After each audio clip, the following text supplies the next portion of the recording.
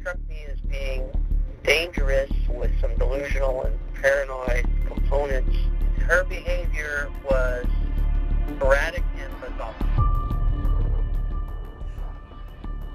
First at 11, evidence exposed, crime scene photos, hours worth of interviews and videos once kept private, now unsealed in the case against accused killer Kimberly Kessler. Good evening and thank you for joining us. I'm Heather Crawford. And I'm Anthony Austin. Kessler is accused of murdering Nassau County mother Joleen Cummings. Kessler has pleaded not guilty. So on your side, Shelby Danielson, she had dug through some new documents tonight and she joins us live with what she found. Shelby.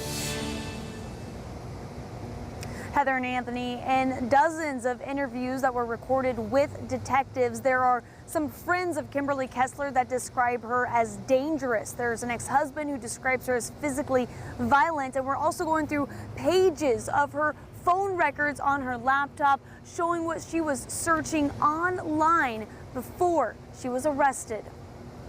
She did this major change of personality. In interviews with detectives, childhood friends describe a young Kimberly Kessler. I tried to stay off of Kim's radar because, quite honestly, she was a scary individual. An ex-boyfriend describes alleged physical attacks. She bit your dad in the leg?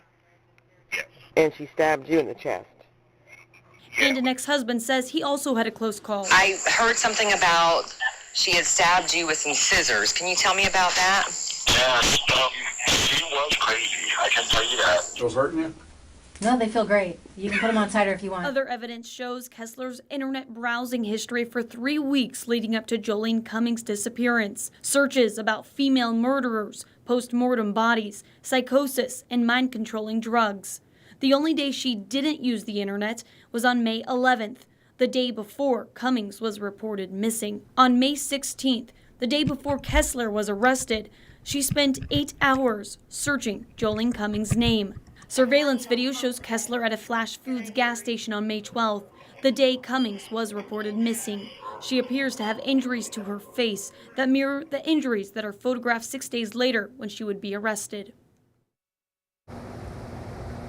Kessler is now back here in the Duval County Jail. Now her case goes back before a judge tomorrow morning. Her defense team is expected to just appear on her behalf. She's not expected to physically be there. We're going to be there and bring you the very latest. We're also going to continue to dig into all of this evidence. There's much more to uncover.